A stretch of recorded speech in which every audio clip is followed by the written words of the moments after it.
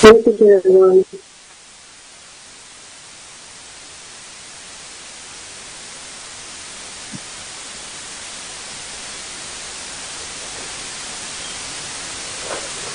Okay, we can start with Jai Radha Madhava.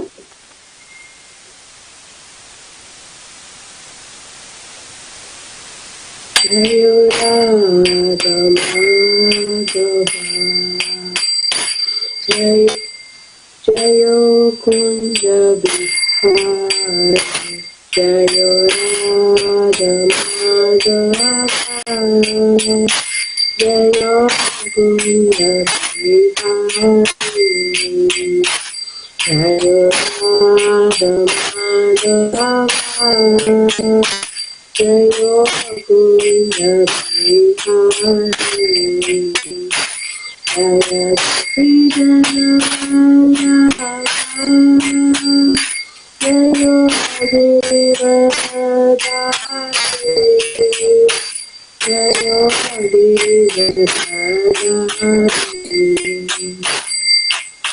Yashodhanandana, Virjanandana, Yashodhanandana, Virjanandana, Namo Shriya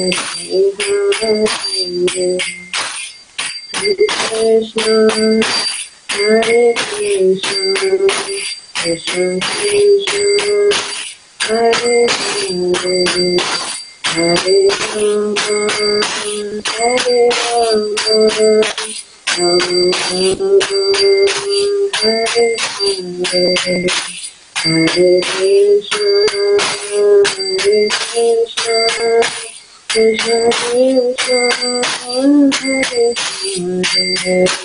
Hare Rama, Hare Rama, Rama Rama, Hare Hare, Hare Krishna, Hare Krishna, Krishna Krishna, Hare Hare, Hare Rama, Hare Rama, Rama Rama, Hare Hare, Hare Krishna, Hare Krishna, Krishna Krishna, Hare Hare, Hare Rama, Hare Rama, Rama Rama, Hare Hare, Hare Krishna, Hare Krishna, Krishna Krishna, Hare Hare, Hare Rama, Hare Rama, Rama Rama, Hare Hare, Hare Krishna, Hare Krishna, Krishna Krishna, Hare Hare, Hare Rama, Hare Rama, Rama Rama,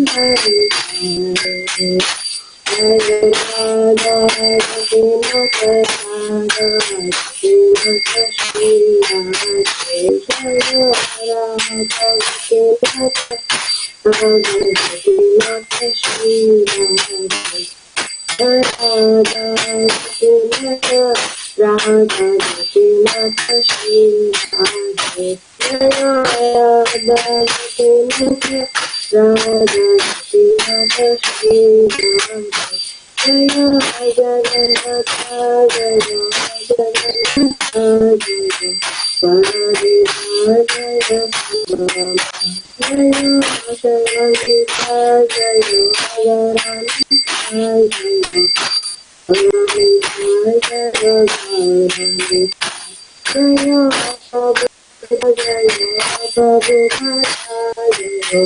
Prabhupada, Jaya Prabhupada. जय श्री श्री राधा गोपीनाथ की, जय श्री श्री जगन्नाथ बलदेव सुभद्रा मही की, जय श्री श्री गौरनिताय की, जय श्री प्रभुपाद की. Let's offer our prayers to Spiritual Master. Om Ajnanatimrandasya Gyananjanashalakaya Chakshurunmitana Tasmai Shri Gurave Namaha. Shri Chaitanya Manobishtam Stapitam Yena Bhutale Swayam Rupa Kadamayam Tarati Svapadantikam Vandeham Shri Guru Shri Yuta Padakamalam Shri Gurum Vaishnavamscha Shri Rupam Sagrajatam Sahagana Lalita Shri Vishakamatamscha. Hey Krishna Karuna Sindhu Dina Bandhu Jagatpate Gopesha Gopika Kanta Radha Kanta Namostute Tapta Kanchana Gaurange Radhe Vrindavaneshwari Vishapano Sute Devi Pranamami Hari Priye Vancha Kalpatarubhyascha Kripa Sindhubhyevacha Patitanam Pavanebhyo Vaishnavebhyo Namo Namaha. Jai Shri Krishna Chaitanya Prabhu Nityananda Shri Gadadhara Shivasadi Gaura Bhakta Vrinda. Hare Krishna Krishna Krishna Hare Hare, Hare Ram Ram Ram Hare Hare. Om Namo Bhagavate Vasudevaya, Om Namo Bhagavate Vasudevaya, Om Namo Bhagavate Vasudevaya. Narayanam Namaskrityam Naram Chaiva Narottamam Devim Saraswatam Vyasam Tato Jayam Udiyate Nashtaprayeshu Putreshu. Bhagavata Sevaya Bhagavati Uttama Shloke Bhakti Bhavati Naistiki. So today we are saying Canto 3, Chapter 3, and which is titled as The Lord's Pastimes Out of Vrindavana. So yesterday you would have discussed the Lord's pastimes in Vrindavana, and today we'll be discussing Lord's pastimes out of Vrindavana. Before we get into discussing today's chapter, let's see what has happened in the first few chapters of Canto 3. The Canto 3 is titled Status Quo, and we see that in chapter 1 of Canto 3, it is Vidura is actually portrayed as the hero. And why? Because even though he was insulted by Duryodhana, he actually converts that situation into a positive situation. He goes on a pilgrimage where he meets Uddhava, and he gets an opportunity to discuss about the Lord, his pastimes. He gets to discuss about Yadus and also about the Kurus. So that's in chapter 1. In chapter 2, we see that Uddhava glorifies Krishna, his pastimes in Vrindavana, and we can also see the exalted position of Uddhava, how he's been practicing devotional practices since his childhood to his old age, and we can also see the ecstatic symptoms that he actually expresses when he is actually responding to Vidura's inquiries. So that's chapter 2. And in 2, 3 and 4, Uddhava actually remembers Krishna's pastime, be it inside Vrindavana or outside Vrindavana. He also discusses about the Yadus disappearances. And today in chapter 3, Uddhava again narrates the pastimes of Krishna outside of Vrindavana, especially in Mathura and Dwaraka. So let's get started. Even though we see that Uddhava is actually narrating these pastimes, it is basically Krishna who's the hero in this chapter, because we are hearing more about Krishna. We are hearing about how Krishna killed demons. We are hearing about how his education was and who was his teacher, whom did he kill, whom did he marry, and what is the relationship of Krishna and his devotees, so on and so forth. And in any Bhakti Shastras, if we see, Krishna's two features were glorified, or it is described in abundance or in detail. So what are those two specific qualities which are described in almost all the Bhakti Shastras? So the first one is the attractive feature of the Lord. And second one is the compassionate feature of the Lord. And it is said by Acharyas that even if we are able to get attracted to one of these qualities, then it is said that we will be a success. Why is it so important?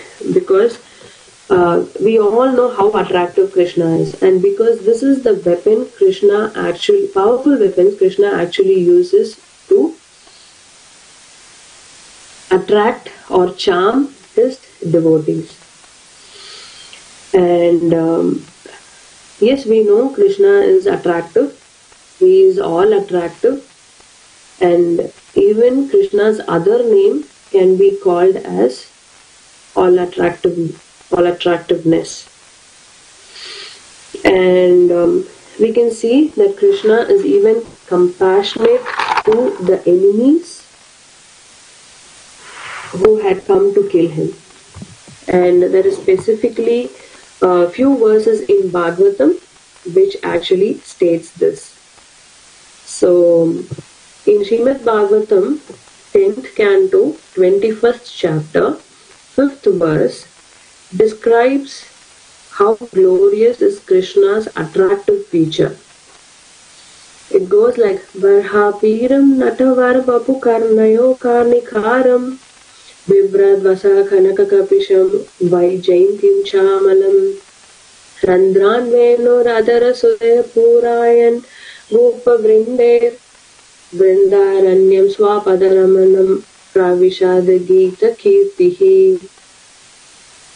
So this beautiful verse where the gopis remember all the transcendental features of the Lord goes like this. The reason for this verse is wearing a peacock feather ornament upon his head, blue karnika flowers on his ears, yellow garments as brilliant as gold, and Vaijayanti garland, Lord Krishna exhibited his transcendental form as the greatest of the greatest dancers. He entered into the forest of Vrindavana, beautifying with marks on his footprints. He filled the holes of his flute with the nectar of his lips, and the cowherd boys sang his glories. Even in our regular day-to-day life, we would see that if we see Radha Gopinath's picture in a Darshan WhatsApp group or Jagannath Baldev Subhadra Ma's photos in our Darshan group. Nowadays we don't get to see it because they are best because they are ill. But when we get to see them, Gauranitai and Chota Gopinath, when they are all dressed, we can see how beautiful they are dressed, what ornaments they are wearing, what peacock feather they are wearing, what type of garlands they are wearing, what earrings. We can go on and on, right? So, why have Lord got manifested in these forms? Yes, to attract, to charm the devotees' hearts. So that's the beauty of our Lordships. And similarly, we have a verse which actually quotes the compassionate nature of the Lord. Aho Bakiyam Stanakala Kutam, and this is from Srimad Bhagavatam, 3rd canto, 2nd chapter, 23rd verse. We would have discussed this yesterday. So it goes like Aho Bakiyam Stanakala Kutam, Jigam Saya Payad Api Asadvi, Lebe Gatham Datri Uchitam Tatonyam, Kamma Dayalam Sharanam Rajema. Translation goes like, Alas, how shall I take shelter of one more than he who granted the position of a mother to a she-demon Putana? Although she was unfaithful and she prepared deadly poison to be sucked from her breast. So, yeah, these are those beautiful verses. And why are we discussing about these two verses of the Lord? Specifically because in this chapter, in all these verses, most of the verses will describe the transcendental qualities of the Lord. Either the compassionate nature will be glorified or his attractive feature will be glorified. So while we read each and every verse from this chapter, we have to look out for one, the Lord's qualities. Second, the qualities of the devotees of the Lord. Also, the emotions that is shared between the Lord's devotees, and that is basically the crux of Srimad Bhagavatam, and specifically this chapter. We will try and unfold what qualities we can see from each verse. So let's get started.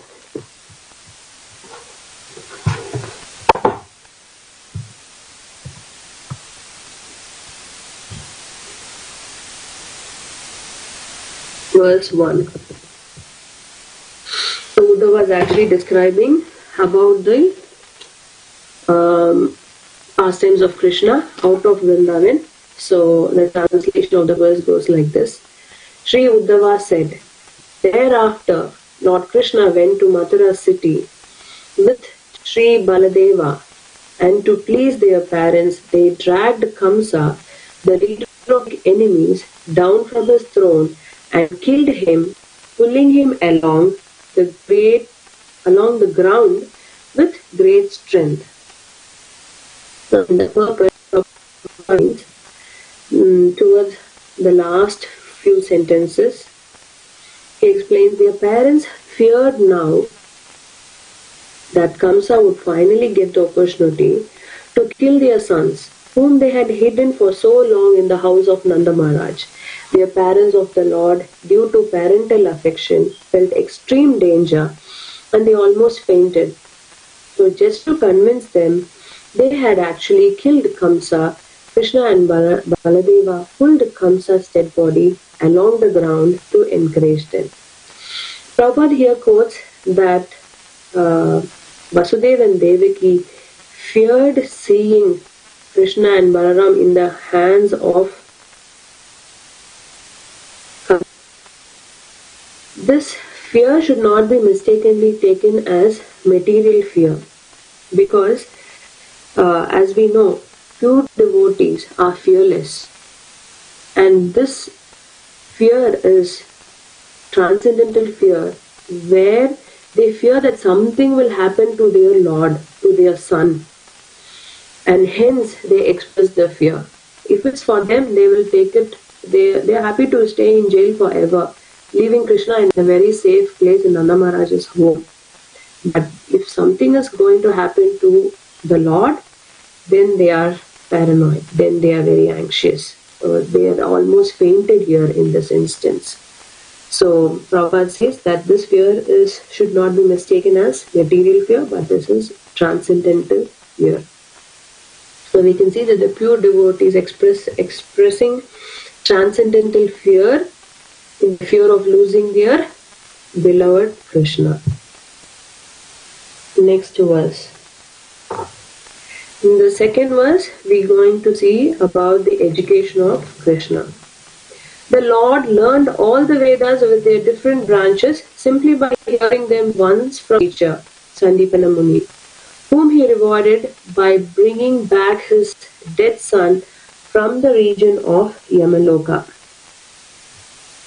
As we can see that Krishna is showing by example of how we should go to a proper teacher and learn Vedas or Bhakti from a teacher. So two things that can be noticed is, one thing is studentship of Lord Krishna, where he goes to a teacher, learns the art from a teacher in a proper way. And second thing is that how he expresses his gratitude towards his teacher. So first thing is, yes, he learns all 64 branches of studies. He learns all of the Vedas just by hearing it all in one go. It could be the 6 angas of the Vedas, like Shiksha, Chandas, Vyakarana, Nirukta, Jyotisha, Kalpa. What are they? So Shiksha is phonetics. So he learns phonetics, and then the patterns of rhythm, the sound used in poetry, that's called Chandas. And then he learns Vyakarana, grammar. Nirukta, he learns lexicon, etymology. It's basically the vocabulary or the root origin of every word. And then Jyotisha, astronomy and astrology. And he also learns about Kalpa, manual of all rituals. How does he, not only this, but he also learns 64 arts or different branches of studies. He would learn in the morning from his teacher, and he would go and practice it in the night. So like this, he would finish all his studies very quickly, and now he also wants to reciprocate to his teacher Sandipana Muni, and who unfortunately had lost their child or son. So Krishna On his own accord, he goes to Yamaloka. We would not have seen anyone going personally to Yamaloka to bring somebody back.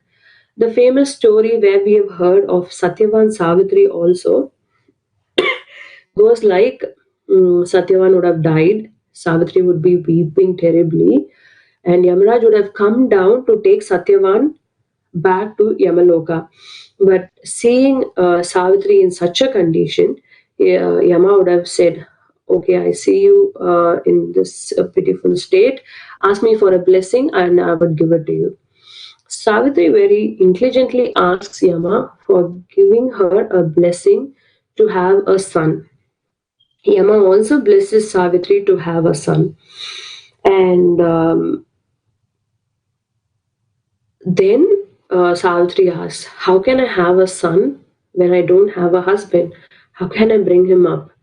So, like this, Savitri finishes off the business even before Satyavan was taken back to Yamaloka.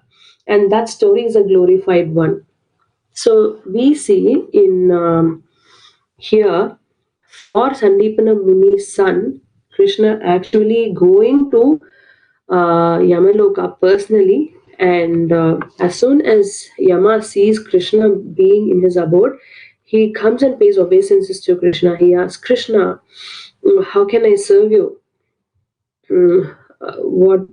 Who is? How can I serve you?" And Krishna asks, saying that yes, the son of my teacher Sandipana Muni is here, and I would like to get him back. Can you please get him for me? Then Yama might ask Krishna, so what about his, bad deeds that he's done? He is here because of his bad deeds, right? So, and first of all, Yama asks, how did he ever come here? Then Krishna says, yes, it is out of his bad fortune or his sinful accord, because of his sins that he has come to this place. But I would like to change it all, and you can take my word and you can take off all the sinful account from him and give him back to me. So, um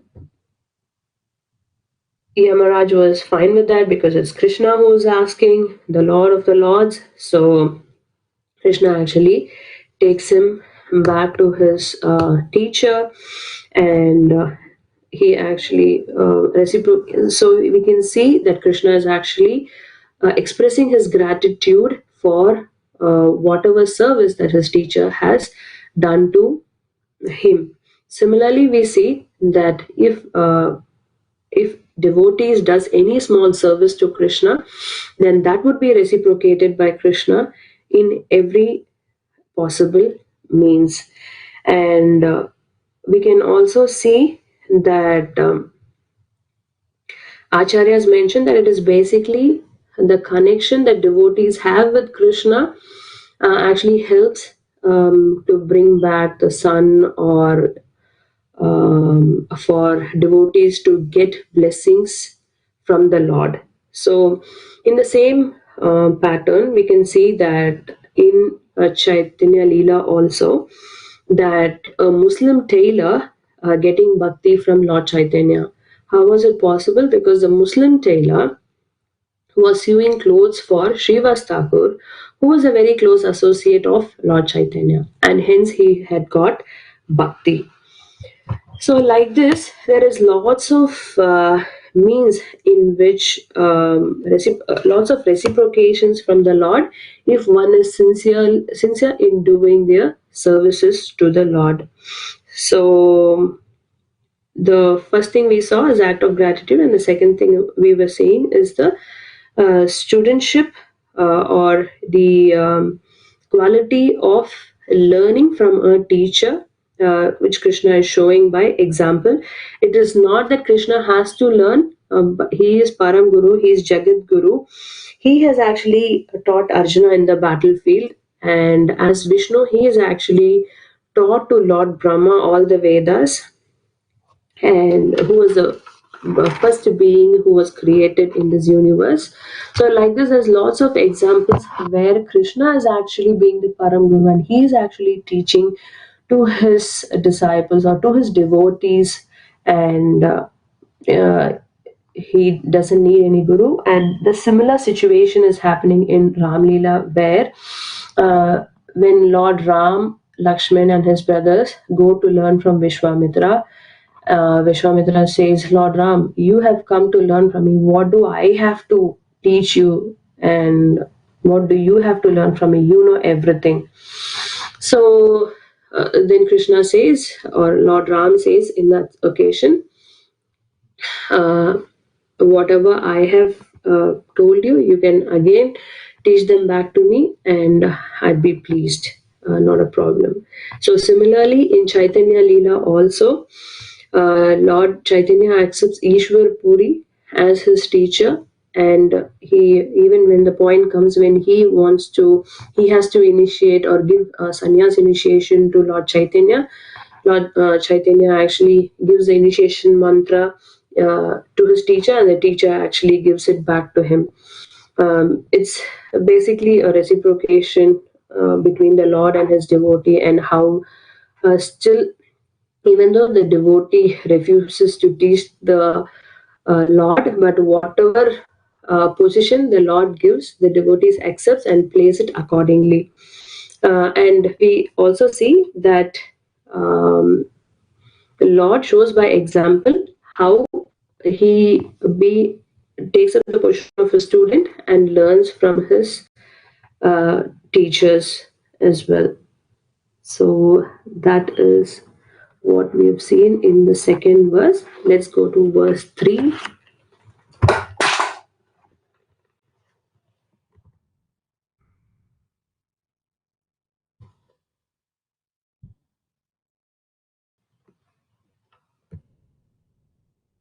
Attracted by the beauty and fortune of Rukmini, the daughter of King Bhishmaka, many great princes and kings assembled to marry her. But Lord Krishna, stepping over the other hopeful kites, carried her away as his own share, as Garuda carried away nectar. So, from this verse 3 to verse 9, we'll be seeing about the marriage pastimes of Lord Krishna. The first being Rukmini's pastimes, where Rukmini's brother had actually decided to give his sister to Shishupal. Rukmini was not in favor of this idea, so Rukmini had actually invited Krishna to take her away from the clutches of Shishupal. So Krishna himself comes, and he defeats Shishupal, or he just kidnaps Rukmini, and he takes her away just as a Garuda carried away the nectar. Next verse,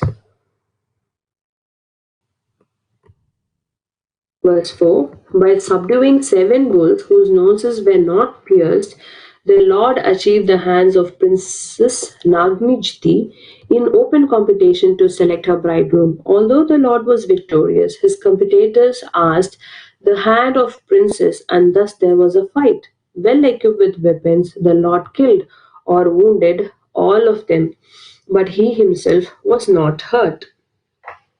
So we see Nagnijiti,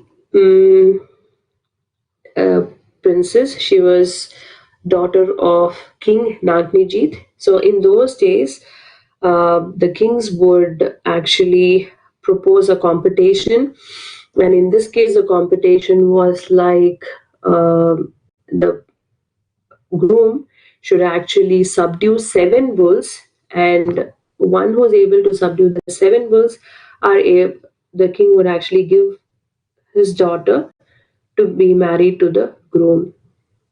The competitors were not able to subdue even one of the bulls. Krishna uh, was able to subdue them, and he also had to fight with the competitors just to take away Prince Nagmi Jiti, and Krishna married her. Verse 5.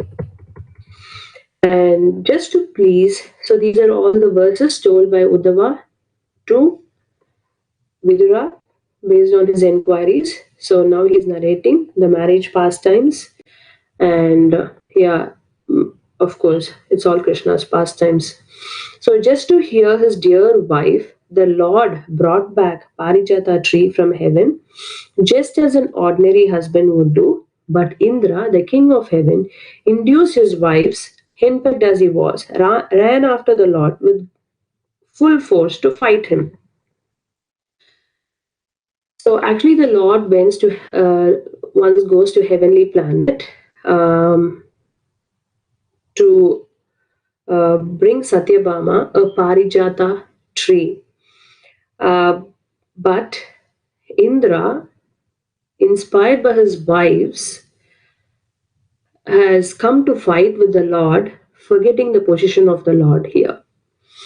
And so he's like, this Krishna has come, being a henpecked husband, has come to take away the Parijata tree from my possession. How can I leave him? So I'll go and take control of him. So he comes to fight. Obviously, Krishna defeats him. But what we have to understand from here is that the Lord is fully independent and everything is his property. Why would he go and steal something away from somewhere? And it was uh, not because he was a henpecked husband that he had gone the tree for Satyabhama. No, it was because that Lord Krishna was very much impressed by the unalloyed devotional service of his devotee that he wanted to reciprocate to Satyabhama with a small gift. So that's why he had actually come back and given Parijata tree to Satyabhama. And verse 6, translation. Narakasura, the son of Daritri, the earth, tried to grasp the whole sky. For this he was killed by the Lord in a fight. His mother then prayed to the Lord. This led to the return of the kingdom to the son of Narakasura, and thus the Lord entered the house of the demon. So we can see that Narakasura, the son of Dharitri, the mother earth, was now a demon. And Prabhupada here states that sometimes person born of good parents can also turn into demons by bad association. So birth is not always a criteria for goodness. Unless they continue to have good association, one cannot become good. So as devotees, as practicing devotees, we need to make sure that not all of our children might become, we need to just keep in mind that not all of our children will become um, the best of the best devotees or pure devotees of the Lord. But it can also happen that because of bad association that one can get into the bad path as well. So in their individuals, they can get into bad path or the good path. So basically, it depends on what association we give to our children. So that has to be noted. And verse 7. So here, there in the house of demon. So Narakasura is a demon. What has he done? He has actually kidnapped the princesses of great kings, and he has kept under his custody. And as soon as the Lord entered into the home of Narakasura, these princesses were being alert. They come and express their concerns towards the Lord because they were in distress. Having been kidnapped by Narakasura, they were in custody under him. So they were actually very happy to see the Lord and they expressed his eagerness and joy. So what concerns did they express? So in those days, in Vedic society, before marriage, the girl is usually in the custody of father, and after marriage, she gets the custody of um, being in the husband's home, being in the care of husband. But now, in this situation, Narakasura has actually abducted these princesses from their parents' home, and now he is been with in this house of Narakasura They have been kept in the house of Narakasura for so long. So now they have no choice of getting married to anybody else. But the only option that they had was to give themselves to the Lord. And the Lord, understanding the position of these princesses, had kindly accepted to marry them. Next verse, verse 8. All those princesses were lodged in different apartments, and the Lord simultaneously assumed different bodily expansions, exactly matching each and every princess. He accepted their hands in perfect rituals by his internal potency. In the Brahma Samhita 533 also, the purport says that the Lord Govinda, whom I worship, is the original personality of Godhead. Advaitamachuttamanadimanantarupam Adyam Purana Purusham Navayauvanam Cha Vedeshu Durlabhamadurlabhamatma Bhakto Govindamadi Purusham Tamaham Bhajami. So it is said that he is not different from his innumerable plenary expansions, who are all infallible, original, and unlimited, who have eternal forms. Although he is primeval, the oldest personality, he is always fresh and young. So he is married now 16,000 wives. And he is actually expanding himself to match their needs. For example, if a particular wife is short, then he would slightly change his form to suit the needs of a short wife. And if the wife is fat, then he would accordingly change to become a fat lord, and then he would uh, make them happy. He just wants to make sure that they are made for each other couple. That's all. Because Lord is personal, right? And verse 9. Just to expand himself according to his transcendental features, the Lord begot in each and every one of them 10 offspring with exactly his own qualities. So, Lord begets 10 offsprings with each of the wives. Verse 10. Kalayavana, the king of Magadha, and Salva attacked the city of Mathura. So now we'll be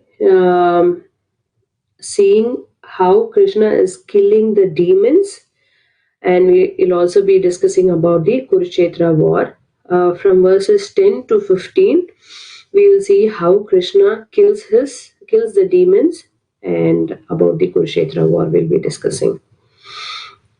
So, in this verse particularly, or in the next couple of verses, we'll be seeing how Krishna always try to give credit to his devotees, and he is a giver of fame to his devotees, and he also gets a name called Ranchor because instead of fighting with Kalayavana, the king of Magadha and Salva, he lets Bhima and Muchukunda to fight the battle, and he flees the battle. It does not mean that he cannot fight the battle, but he wanted to show the prowess of his own men, and he allows his devotees to fight with the Kalayavana and king of Magadha. So we see that the devotees also emerge victorious by killing Kalayavana. Muchukunda kings Kalayavana, and Jarasandha was killed by Bhima. And so we can see that the relationship of the Lord with his devotees is a very happy one.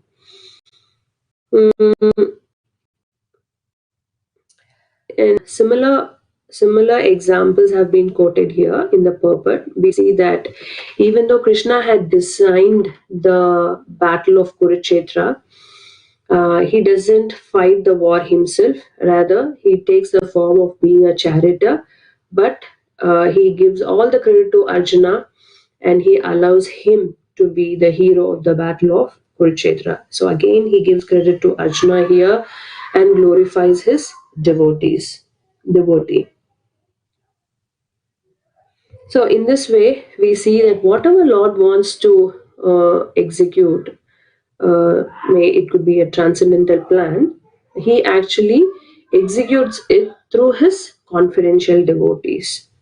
And that's the mercy that the pure unalloyed devotees get by executing the orders of the Lord. Verse 11 is again killing of the demons. Of kings like Sambara, Dvida, Bana, Mura, Balvala, and many other demons, such as Dantavakra, some he killed himself, and again some he caused to be killed by others, like Sri Baladeva, etc. He doesn't want to take all credit by himself. He wants to give the opportunity for his devotees to express their emotions to the Lord. So, and also to express their prowess or ability in defeating the enemies. Verse 12. Oh, Vidura, the Lord caused all the kings, both enemies and those on the side of your fighting nephews, to be killed in the battle of Kurukshetra. All those kings were so great and strong that the earth seemed to shake as they traversed the war field.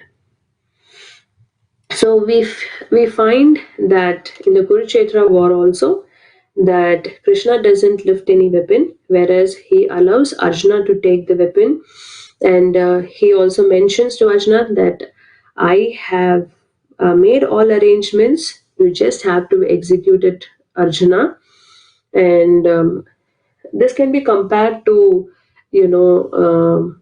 A parent and a child, where a parent seeing their children doing such nice activities, they naturally feel to glorify their children. We have heard many parents say that I'm just a countryman, I'm from village, but my son is an engineer, my son is a doctor, my son is a scientist. So they say that, right? So they glorify their child. Similarly, you've seen people saying that I'm very simple man, but my son, stays in America, my son stays in London, and they take pride in expressing that their son or daughter is very intelligent than themselves. Why do they do that? They are naturally expressing their love for their kid by putting themselves down. So similarly, Krishna also, in order to glorify his devotee or his sons and daughters, he put himself down, but he glorifies his devotees. For example, in Ram Leela, you would have seen that when Hanuman actually writes the name of Lord Ram on the rocks and throws it into the water, the stone would actually float. Lord Ram, seeing that, he would be like, stone is supposed to sink. How come it is actually floating? Let me try it myself. So he comes out in the night and he tries to throw stones into the water. It sinks. And Hanuman, who's been observing all this behind the tree, laughs at Lord Ram, and he is like, Ram, when I threw a stone in water, I wrote your name on the stone and hence it was floating. But if you yourself drop him into water, if you yourself give up on the particular stone, how would he actually be saved? That is why he is not saved. So it is actually here Hanuman is glorifying the Lord, but actually one would think that when a devotee can do this, the Lord couldn't do it. But actually, the Lord doesn't take it as a shameful thing that he didn't know what his devotee knew. So he didn't think that when Hanuman can jump over Setu bridge, but I need a Setu bridge, he didn't feel ashamed. So like that, the Lord doesn't think that I am less, my devotees are more. That kind of exchange doesn't at all happen. Similarly, if we see in Chaitanya Leela also, Lord Chaitanya would have chanted the holy names maybe 1 lakh times, 2 lakh times, but he actually empowers Haridas Thakur to chant 3 lakh names, and he also gives him a name called Namacharya, and he glorifies his devotee. Similarly, in Mahabharata also, he gives several ideas to Pandavas to win the battle. We would see that to kill Jarasandha also, uh, Krishna would have told Bhima not to cut him into pieces and put him just like that. Because if Bhima had just cut Jarasandha into pieces and left him like this, then Jarasandha can automatically join because of the boon his mother had given him. So he would stay alive. But instead, Arjuna said, you have to put him like this. So then he would not get attached and then he would eventually die. So, like this, this was one instance. And when Bhima goes to report to Yudhishthira, also, Krishna sends first Bhima um, to express that yes, he has killed Jarasandha, because Jarasandha was causing a whole lot of chaos in the battlefield, and Yudhishthira would be very pleased. And so Krishna first put forth Bhima, and then he sends Arjuna, and then he goes himself. Why did he do that? Because he didn't want, first thing is, he didn't want to take all of the credit himself, and he wanted Bhima to get all the credits for what he has done.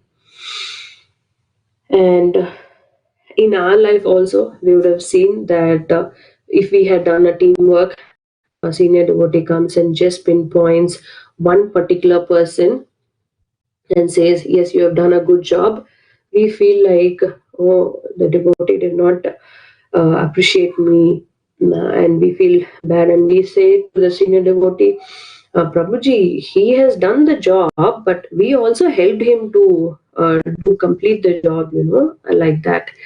Why do we do that? It's because of that our name would be forgotten, but express ourselves. I mean, that's we are. And whereas God has no fear. What is the insecurity if somebody forgets his name? He is the Lord of the Lord. He's Supreme Personality of Godhead. So he doesn't care about it. Mm. So we can see many more examples also where Krishna actually helps the Pandavas to win the battle. But we'll just go ahead. So verse 13. We see that Duryodhana was bereft of his fortune and duration of life because of the intricacy of all ill advice given by Karna, Dushashna, Shobala, and when he lay on the ground with his followers, his thighs broken. Although he was powerful, the Lord was not happy to see the scene.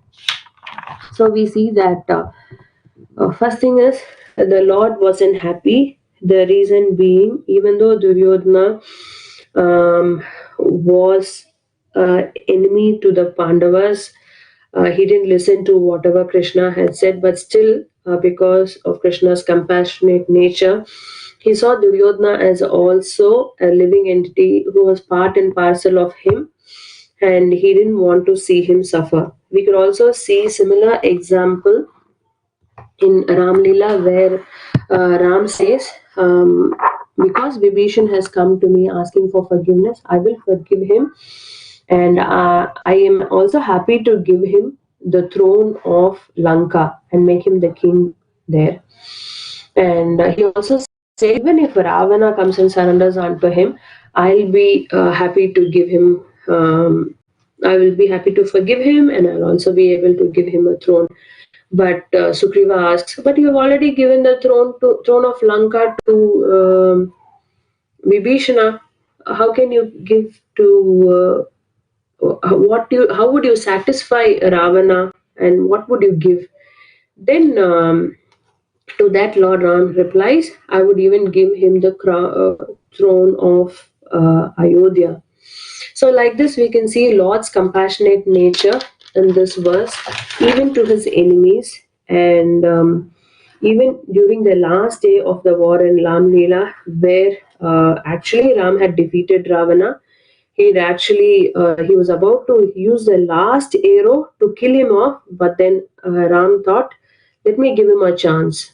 So he says, Indru poi nalai va. What does it mean? It means that today I've defeated you, Ravana. You go home and come back with a changed heart, and I will accept you. But then actually that didn't happen. So Ravana had to be killed, and that's what we are discussing in this verse. Let's go to the next one.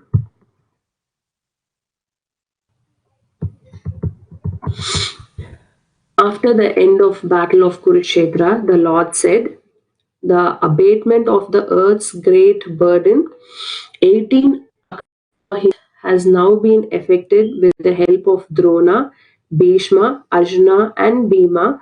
But what is this? There is still the great strength of the Yadu dynasty, born of myself, which may be more unbearable burden. So we see that there is a discussion about Earth's great burden here. So we have discussed in the purport also Prabhupada discusses that many people say that increase of population on the earth causes burden for the earth. But Prabhupada clearly mentions that it is not the increase in population that's actually the problem.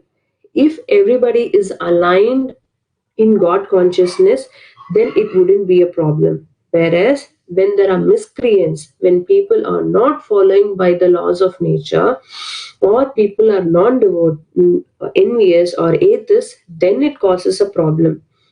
So in burden for the earth also, there is two types of classifications that we can see. Burden of the beast, burden of love.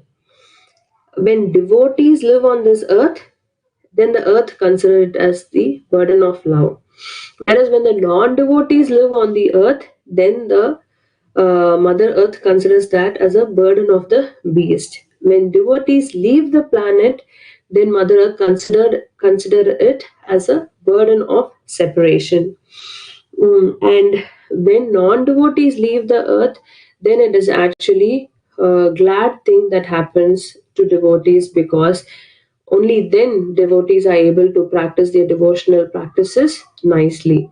And also that there is no control or inhibitions coming from the demons. So that's what is discussed in this verse. Verse 15. When they quarrel among themselves, influenced by intoxication, with their eyes red like copper, because of drinking madhu, then only they will disappear. Otherwise, it will not be possible. On my disappearance, this incident will take place. So we see that the Lord and his associates appear and disappear by the will of the Lord. And here we are speaking about the disappearance of the Yadus. Lord himself says, they are my family. And it doesn't happen that they'll have the natural death and then they will go away. No, because they come, they appear, and they disappear by my will. So, Krishna has actually designed a plan for them to leave the planet. And how is the plan executed? That Krishna says that they will have a quarrel among themselves when they are intoxicated, and when I leave the planet, they'll also. And Krishna makes sure that they leave the planet before he leaves. So it is all well arranged by Krishna, because these devotees act for pleasing the Lord. So they take any type of position or role to come and please the Lord. And Krishna also uses these devotees to execute his confidential pastimes. And these devotees become malleable instruments in the hands of the Lord. And yeah, now we are going to discuss about Krishna's Dwaraka pastimes. And we see now Yudhishthira is becoming crowned as the emperor of the earth. And then we see that they are talking about King Parikshit and how Krishna protected the son of Abhimanyu and Uttara in the womb itself, protecting him from the shot of Ashwatthama. Verse 18, we see that the Supreme Lord induced the son of Dharma to perform 3 horse sacrifices. So the Supreme Lord inspires Yudhishthira to perform 3 horse sacrifices, and he allows him to protect and enjoy the earth by us getting assistance from his younger brothers.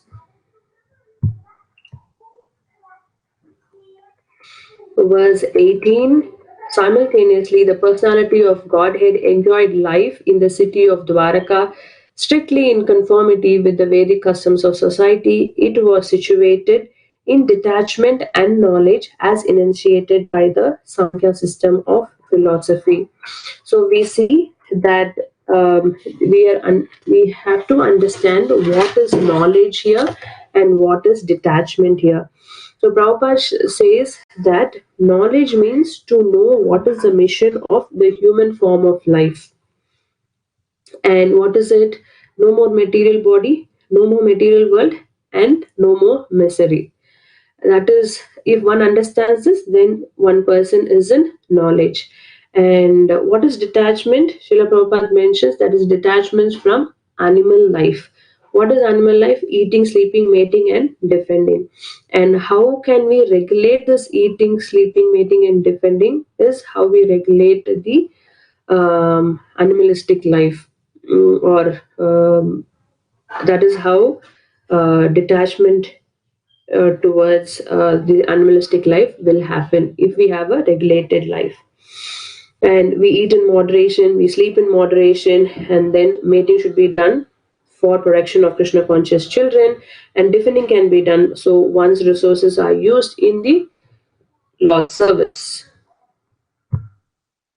Now we are discussing verse 20 and 21, and here it is said that Lord enjoyed his pastimes in the association of Yadus, and at the night he used to enjoy the conjugal pastimes with his queens.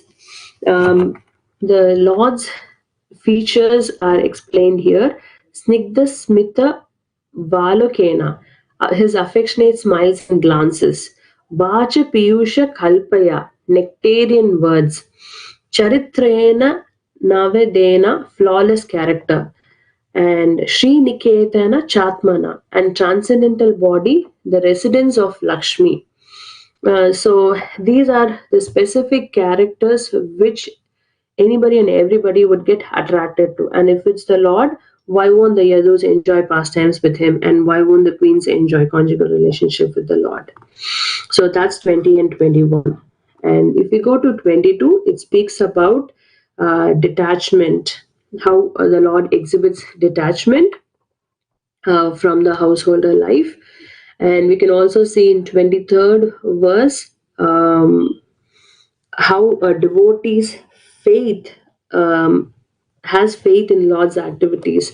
When it is said that Lord can perform activities with his sense organs, it won't be possible for a non-devotee to believe that the Lord can actually eat with his ears or have sex with his eyes. Just by seeing, he can create living entities and so on. So all this is not possible for a non-devotee to understand. Whereas a devotee, because of his faith, he'll be able to understand. And how can this faith be created? By the practice of bhakti yoga, he can create this or build up his faith. And we see in verse 24 to 28, these actually are the events which are leading to the annihilation of Yadus. So the Yadus, what do? They are spoiled, right? And Krishna has made plans that they have to get cursed by the sages. And there are two types of devotees. there is some devotees who are pure devotees of the Lord, and there are some devotees who are mixed kind of devotees, who actually Lord brings them from heavenly planets to perform some activities here. So those are the people who are going back to Prabhas Kshetra. And at Prabhasha, what they do is they actually offer respects to their forefathers, demigods, and sages. And they also give cows, gold, bedding and clothing, animal skins, blankets, etc., and the land in charity, everything to the Brahmanas, and just to please the Brahmanas. And in the last, Yadus offer the Brahmanas delicious prashadam, and it is to the Lord, and they obey. These are the pure devotees of the Lord who stayed back with Krishna. So they are offering the Brahmanas with nice food, and they offer their obeisances, and they live by protecting the cows and the Brahmanas. So this is the status of the Yadus who lived with the Lord eternally. And yeah, these are the pure devotees that we spoke of. So yeah, thank you for patiently listening to all these verses. I hope you all enjoyed relishing the pastimes of the Lord. Thank you. Hare Krishna.